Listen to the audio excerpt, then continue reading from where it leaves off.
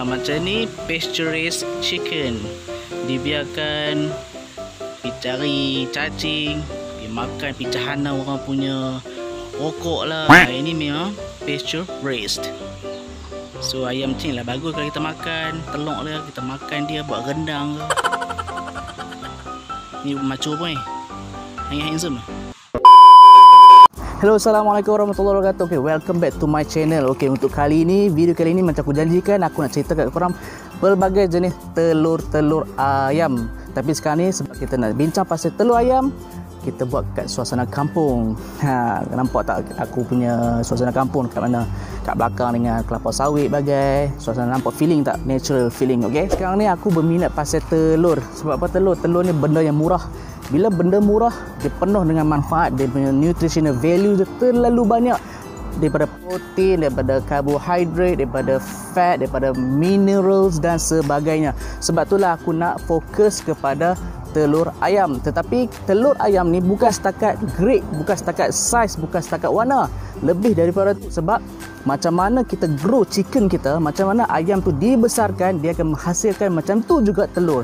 Kalau ayam tu diberi makan makanan yang tak berfaedah, dia akan hasilkan telur yang worst.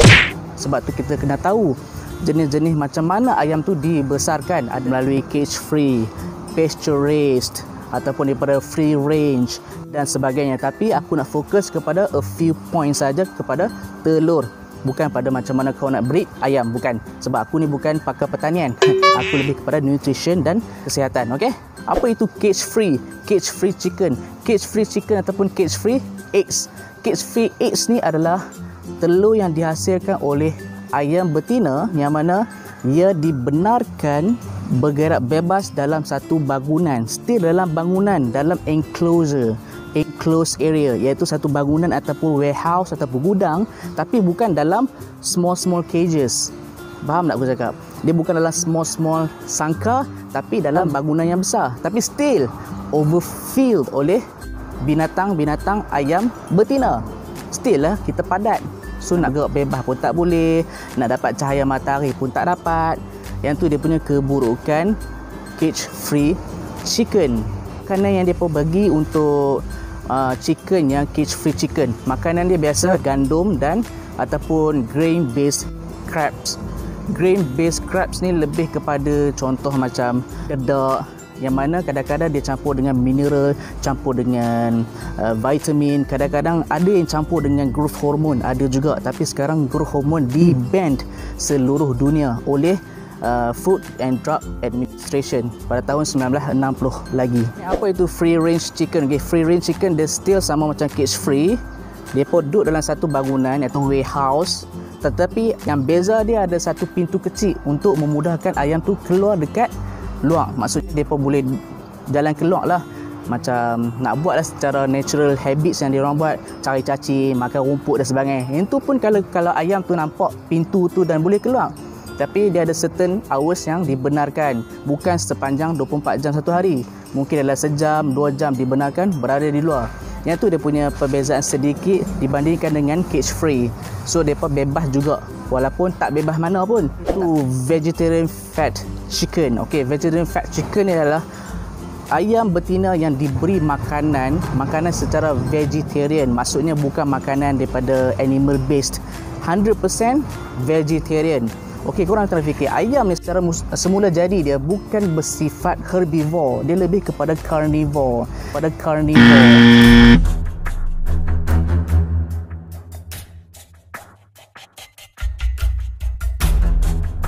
So segala pemakanan ayam mempengaruhi telur yang akan dihasilkan. Sebab itulah aku cakap ayam bukan vegetarian. Korang kena ingat, kalau korang tengok dalam tray telur yang kata ini adalah vegetarian fat chickens, eggs, jangan beli sebab dia akan mengandungi kurang nutritional values dalam information nutrisi. Certified organic eggs, apa beza certified organic eggs dengan eggs yang lain? Sebenarnya certified organic eggs dia sama macam mana ayam betina dibelah secara cage free ataupun free range, sama je. Tapi beza dia cara pemakanan. Pemakanan macam mana? Okey, ayam yang menghasilkan telur certified organic eggs ni adalah pemakanan dia 100% organik, bukan daripada campuran daripada gandum-gandum yang GMO. Tahu GMO tu apa? GMO adalah genetic modified organism. Maksudnya bukan daripada GMO foods, bukan daripada sumber-sumber yang mengandungi pesticide, fungicide dan sebagainya. So ayam yang makan makanan yang macam organik ni, so dia punya nutritional value dia agak lebih baik compare daripada cage free yang makan gandum-gandum yang biasa saja. So dia punya organik dia lagi bagus lah, telur dia ni lagi bagus dibandingkan telur-telur yang makan grain based food sahaja. Free enriched egg. Apa itu omega 3 enriched egg? Adalah telur yang kaya dengan omega 3, contoh macam DHA. So macam mana ayam dapat menghasilkan telur yang kaya dengan omega 3? Okey, sebenarnya cara ayam tu dibesarkan sama macam cage free, sama macam free range chicken. Yang beza adalah pemakanan. So segala penternak ayam dia akan bagi makanan ataupun gandum yang tinggi dengan omega 3 untuk ayam tu makan. Contoh apa? Dia bagi flaxseed. So ayam ni akan makan flaxseed dan secara semula jadi dia akan menghasilkan telur yang kaya dengan omega 3. Itulah kalau korang perasan kan, kalau korang pergi supermarket kan sebagainya kan, korang tengok dekat satu tray telur yang tulis omega 3 enriched eggs, korang try baca nutritional values dia. Dia mesti ada satu additional points yang mengatakan ini kaya dengan omega 3. Kalau tak salah saya, kalau untuk telur yang ada omega 3, kebanyakan dia kaya dengan DHA sebanyak 300 kepada 600 mg.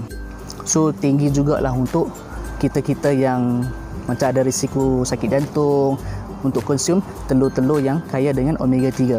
Apa itu pasture raised eggs? Okey, pasture raised eggs ni adalah telur yang dihasilkan oleh ayam betina, yang mana ayam betina ni dibelah secara semula jadi. Maksudnya bukan dalam cage, bukan dalam warehouse, bukan dalam tempat-tempat yang tertutup. Dia dibiar bergerak bebas. Bergerak bebas, buatlah benda-benda semula jadi yang dia buat. Kalau hampa tengok ayam, apa yang dia buat? Dia keh-keh cari cacing, makan cacing, lepas tu makan rumput, lepas tu jahanamkan orang punya pasu bunga dan sebagainya.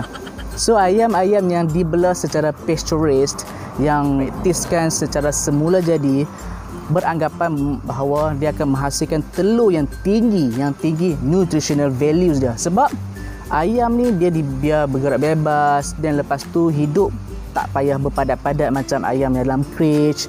Lepas tu tak stres. Sekarang ni korang boleh dapat rough idea kan nak pilih telur macam mana. Kalau korang nak tahu, telur yang korang jumpa dekat Giant, dekat Tesco yang satu tray 30 biji tu kadang-kadang RM7.5, kadang-kadang boleh pilih RM5 lebih.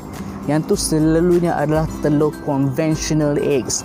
Conventional eggs ni adalah telur yang paling rendah dia punya nutritional values dia.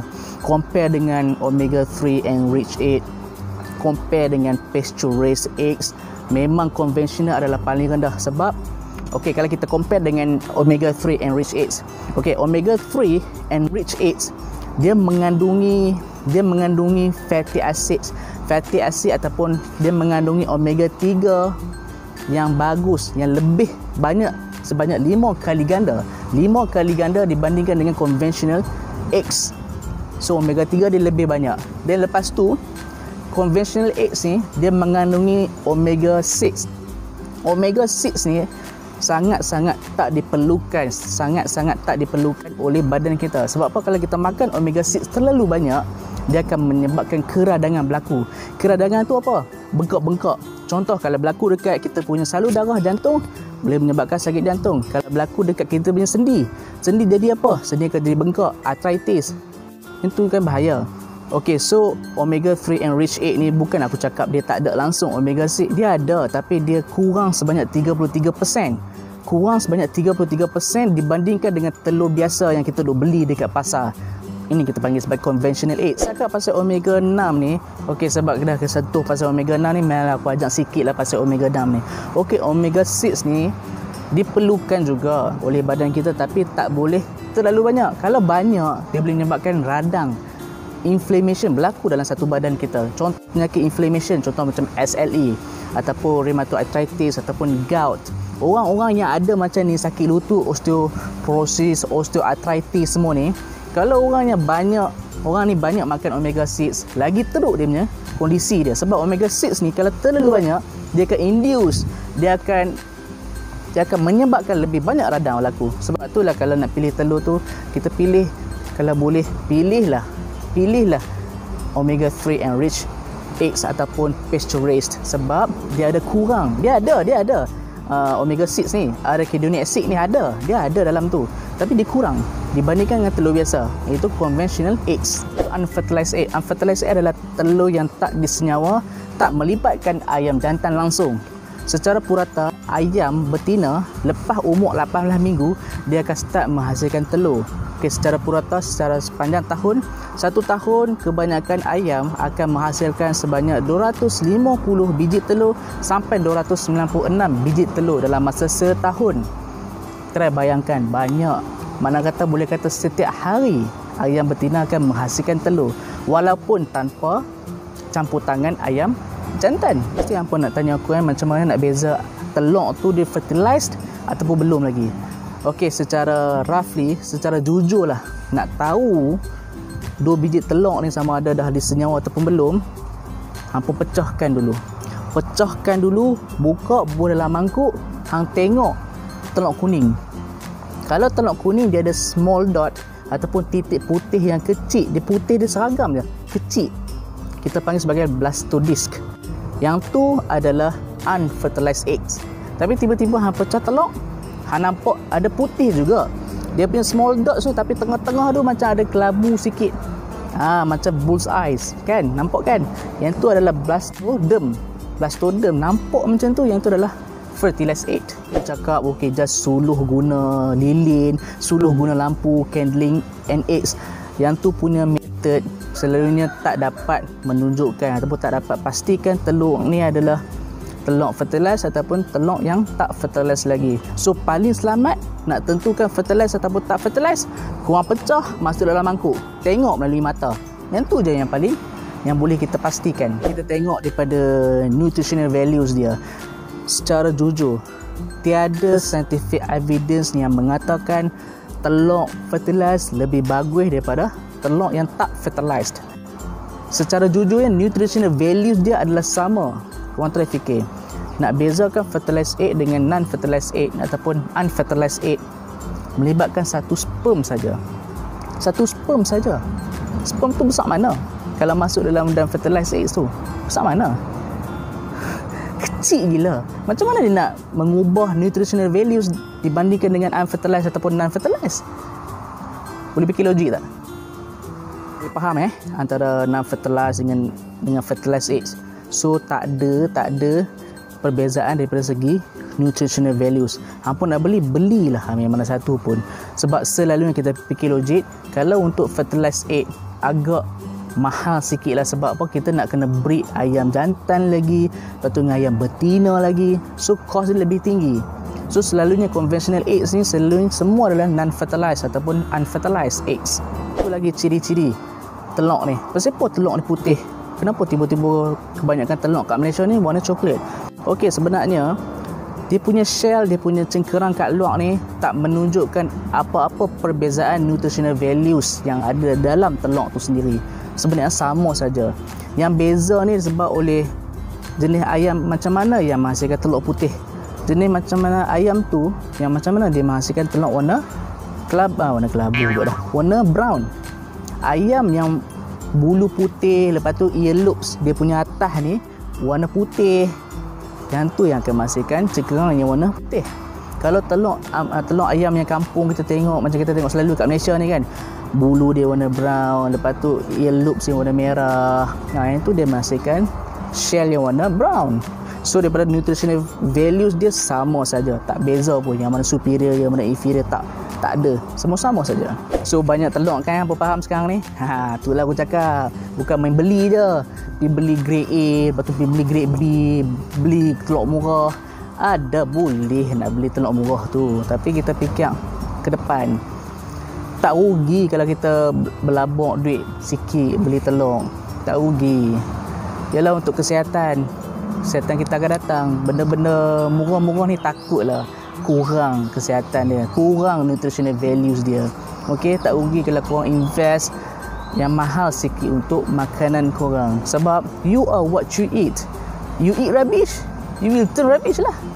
Okey, kata-kata aku terakhir. So macam mana nak pilih telur ayam yang terbaik? Okey, sekarang ni aku pergi dekat supermarket semana-mana, pergi tengok, rajin sikit baca dia punya maklumat kesihatan ataupun maklumat nutrisi. Baca, okey, telur ni jenis macam mana, nutrisi ni macam mana, okey, ayam ni di breed ataupun dibesarkan cara macam mana. Okey, dari situ korang akan tahu macam mana nak pilih ayam ataupun telur yang terbaik. Telur jenis-jenis telur yang aku cakap sebelum ni. Okey, first pergi supermarket, cari yang pasture raised eggs. Kalau pasture raised tak ada, cari yang omega 3 and rich eggs. Kalau jenis ni tak ada, barulah korang cari yang cage free eggs ataupun yang free range eggs. Okey, pasal tiga-tiga tak ada, pilihlah sekali conventional eggs. Yang tu je lah yang ada pun. Lebar yang aku duk bebel pasal telur ni semua. Okey, aku harap korang faham lah aku cakap dalam bahasa yang mudah.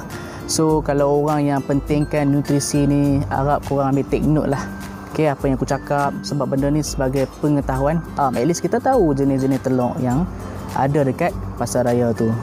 Okey, saya sekali lagi sebab korang support aku sampai sekarang, tengok video sampai habis, dan aku harap memberi manfaat dekat korang. Segala video yang aku buat, segala video yang aku bebel semua ni berkenaan dengan kesihatan, berkenaan dengan nutrisi, pemakanan dan sebagainya, aku harap korang enjoy. Korang tak payah stres-stres. Memang aku cakap semua fakta, tapi aku cakap secara santai, tak mau bagi korang bosan. So harap korang terus support aku, dan kalau korang nak aku bincangkan sesuatu penyakit, just komen dekat bawah dan aku akan masukkan dalam list next video aku. Okey, harap korang sabarlah Sat. Aku akan bincangkan, aku janji. Tapi ambil masa sikit, okey? Terima kasih banyak-banyak. Terima kasih sekali lagi. Okey, Assalamualaikum warahmatullahi wabarakatuh.